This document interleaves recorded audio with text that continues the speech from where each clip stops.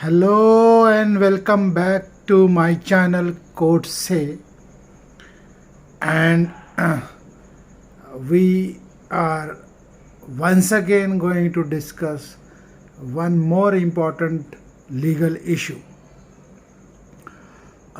We all know that Supreme Court has struck down the electoral bond which we have been hearing from the public platform as well as the news channel. Needless, we are all aware that the electoral bond was challenged in the Supreme Court, and the Supreme Court has, while striking down, came heavily on the stakeholders to disclose every information, come what may. And we all know that how State Bank of India was taken to the task by the CGI's court, and thereafter the State Bank of India indeed disclosed each and every information, including the bond details, bond number, contributions, donations, etc., etc., etc. Now, the basic concept behind the striking down of the electoral bond was that the voter has every right to know which political party got how much donation and from which source it got the donations. So basically the voter has a right to know. That was the concept behind striking down the electoral bond, with a caveat that there were other issues which were adjudicated to, in a way, struck down the electoral bond. Now, I am not going to say anything in respect of that judgment, because that's concluded one and that's been acted upon by the State Bank of India.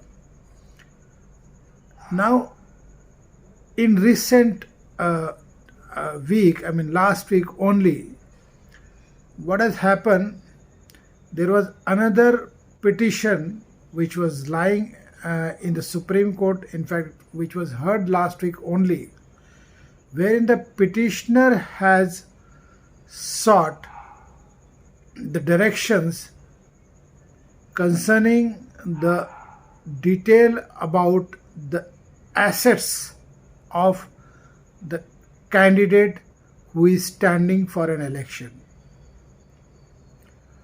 So it came through the petition whose RTI application to seek the information on that ground was rejected. Then it was carried to the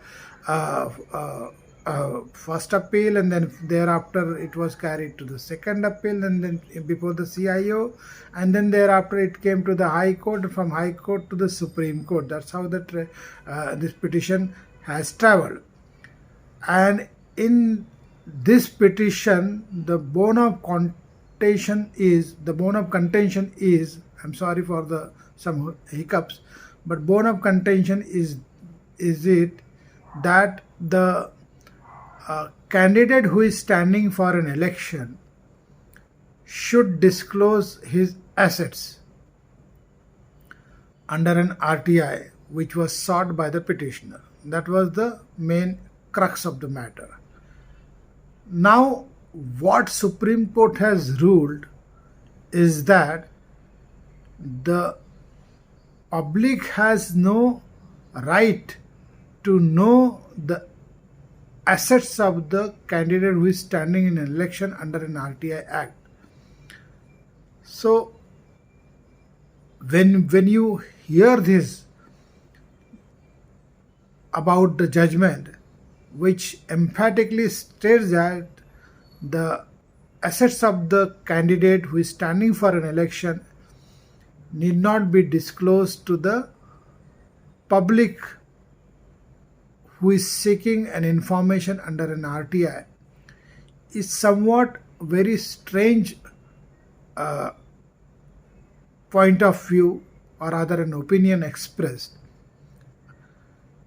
I guess, I mean, it is exactly contrary to what has been already been debated and answered in electoral bond case, where the judgment was primarily emphasizing on the right to information of the voter, who has every right to know from where these bonds were contributed, what amount of money was donated, which political party it has received the donation. And then this judgment, which says that it is not an absolute right uh, by anyone to seek an information concerning the assets of the candidate who is standing for an election. So it's somewhat, I feel, in my own view, is very contradictory. Though needless, I must here clarify that in any circumstances, in any event, whoever is standing for an election has to disclose his whatever assets are there while submitting his nomination form and all, and it's already been displayed on the election commission's website.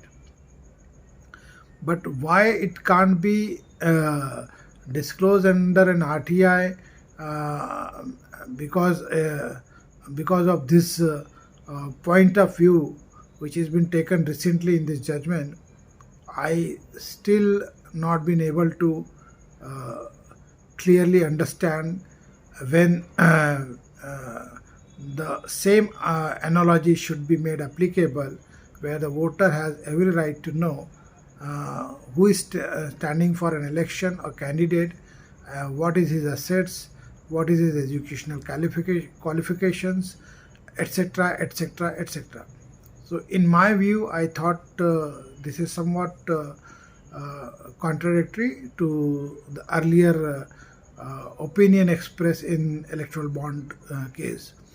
I thought of sharing this point of view, though I am not commenting upon the judgment.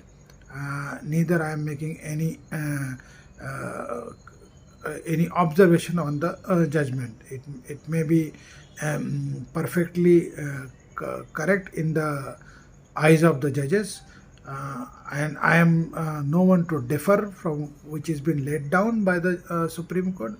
But what is really important is this.